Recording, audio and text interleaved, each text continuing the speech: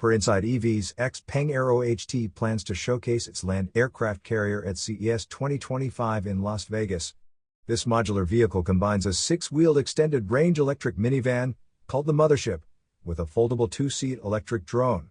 The drone, which can take off vertically, is stored in the back of the minivan and deploys at the push of a button.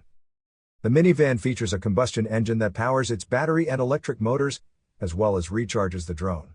The drone itself uses a six-rotor system and can be flown with a single lever, requiring just 5 minutes to learn basic controls.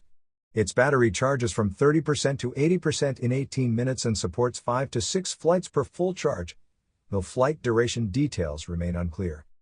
Xpeng AeroHT conducted the first unmanned public flight of the drone in China last month.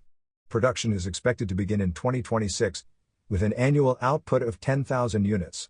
The land aircraft carrier is priced at $280,000 in China, with over 2,000 pre-orders already secured. You are listening to Yuan News.